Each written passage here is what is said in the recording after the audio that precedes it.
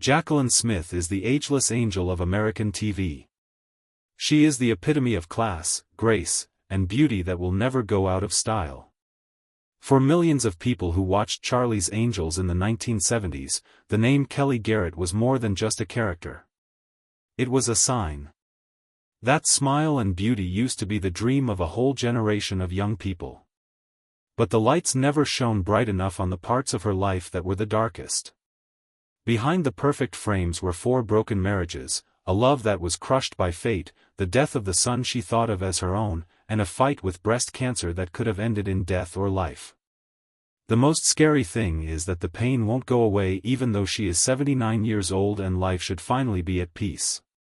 It comes back again, eating away at the last bits of a life. Thought to have been through all of life's storms already. Why does a woman with so much beauty and skill have to go through so many constant tragedies? What really happened to the woman whose beauty and depth of feeling once marked a whole era? Let us know what you think before we start. How would you rate Jaclyn Smith on a range from 0 to 10? We really care about what you think. She was just a quiet little girl who lived in a house where silence was the rule and feelings were something you learned to hide rather than show. Most people thought her early life was calm and even perfect. She was born in Houston, Texas, in 1945 into a family that had a lot of order and structure. Jack Smith, her father, was a Russian Jewish dentist who had strong morals and kept quiet.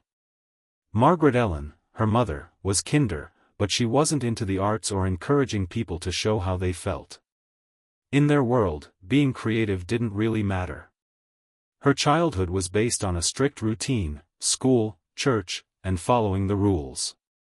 Emotions had to be tamed, just like unwanted sounds. In this kind of setting, dreams weren't exactly banned, but they were gently brushed off as useless and the indulgence of people with less important lives. At first glance, Jaclyn seemed like a very good daughter. She wasn't rude or loud, and her quiet wasn't meaningless. Containment was the word. Behind her calm smile, something more alive was moving. She dreamed of being a little girl who loved to dance and listen to music. A stage to stand on. So, she made one in her mind, which was the only place she had access to. There wasn't a whim that led to ballet, it was a safe place to be. She danced alone in her bedroom to protest a life that was too small for the feelings that were building up inside her. Her actions gave her a voice, a way to rebel, and a safe place to be.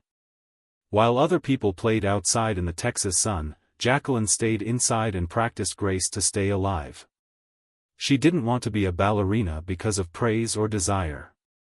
It was private and close, like a secret escape hatch she had made through hard work and desire. But the family that raised her didn't see its worth. Ballet wasn't a way for them, it was something to do. They didn't kill her dream, but they also didn't believe in it either.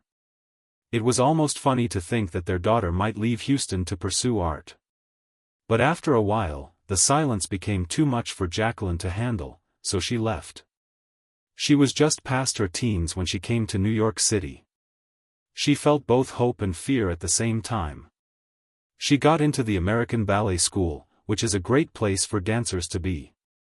But the city that had so much to offer didn't give her much love in return.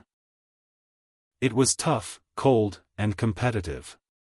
The days turned into nights, and I was alone, tired, and covered in blisters.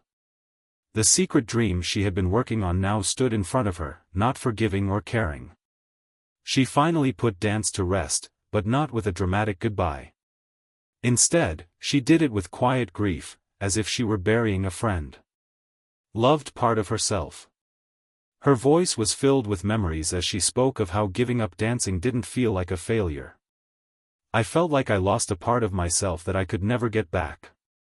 The pain of that private loss was the same as the pain of any public tragedy. In spite of that, something stayed the same afterward. A calm strength and poise that you don't learn in workshops. The quiet that used to keep her in had also changed her.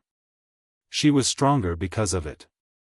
People who would one day admire her beauty had not yet seen the most powerful part of her story, even though she didn't know it. She had to deal with pain, loss, and a strong belief that there was something better waiting for her beyond the pain. After dancing became a thing of the past for Jaclyn Smith, she found herself lost in a city that wanted her to have a clear sense of purpose. All of a sudden, New York, with all its lights and promise, seemed big and cold. She didn't have a stage, a script, or a spotlight. All she had was a quiet pain and the will to keep going. She turned toward something new when she didn't have the comfort of choreography to lead her. The world of modeling and ads is full of unknowns. In the early 1970s, her first jobs were simple, short ads for Listerine and Brie shampoo. But for a girl who had been hiding for years behind rules and quiet, just being caught on camera felt like a big change. It wasn't fame. It wasn't art, it was a way to stay alive. The change wasn't smooth, though. The auditions were rough. Casting rooms were full of faces that were louder, bolder, and more linked. She wasn't chosen for the part of Victoria Winters in the gothic soap show Dark Shadows. That role went to Kate Jackson in 1966, whose name would later become linked to hers in a very special way. These weren't just problems at work. They made old feelings of not being good enough come back to the surface. Every no made me feel like I was being told to get smaller again. Years later, she admitted it, but she didn't change her story. She kept going. In 1970, she got a small part as a reporter in The Adventurers. The movie didn't do well at the theaters, but for Jaclyn, it was monumental. She had words, a role, and a chance. Even though her time on screen was short, it showed something important. She was more than just pretty. She seemed real. People in the audience saw her, but they didn't know her name yet. In around 1973, she was in shampoo ads with Farrah Fawcett. There was instant energy between them, both at work and in their personal lives. As the two women worked their way through a tough business together, they became close friends. When the next part came around, that link would be a lifeline. Early in 1976, Kate Jackson, who was already cast in a new TV show, told Jaclyn for a part that would make everything different. She played Kelly Garrett on Charlie's Angels. But even this didn't work right away. Jaclyn wasn't the first choice for the directors. She didn't have the loud charm that Hollywood stars love. A kind of ease that didn't need to beg for attention, she was quietly beautiful. That delicacy was just what the show needed, in a way. When the first episode of Charlie's Angels aired on September 22, 1976, everyone finally looked at her and never looked away again. Behind the overnight success was a woman who had been through silent fights as a child, the solitude of ballet, and being turned down by early casting rooms. Her big break wasn't just luck. It was the victory of all the wounds that were carried without complaining. America fell in love with her picture, but only Jaclyn knew how much pain had led to that moment.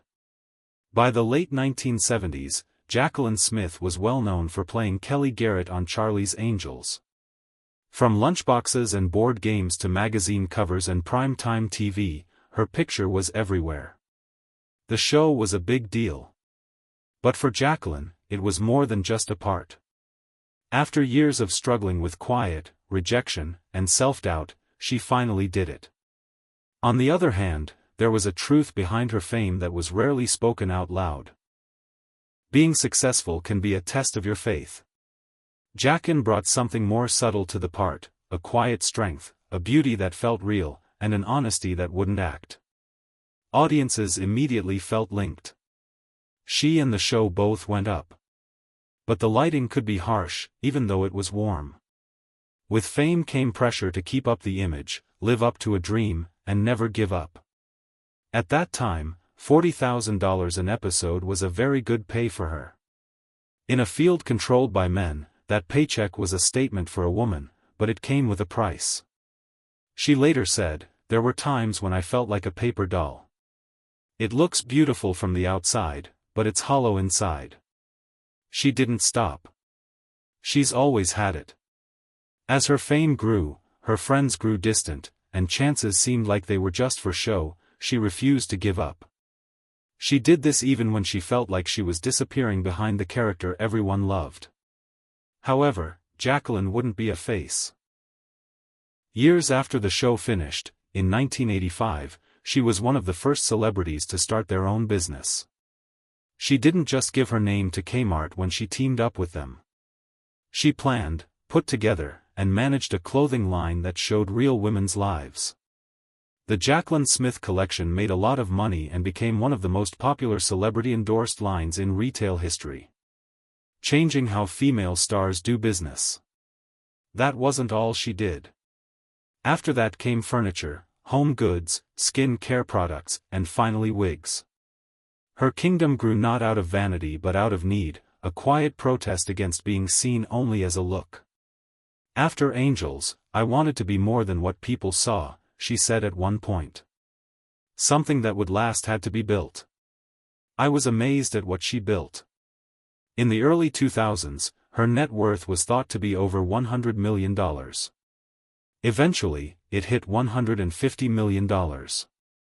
Even though she was rich and famous, Jaclyn never seemed safe.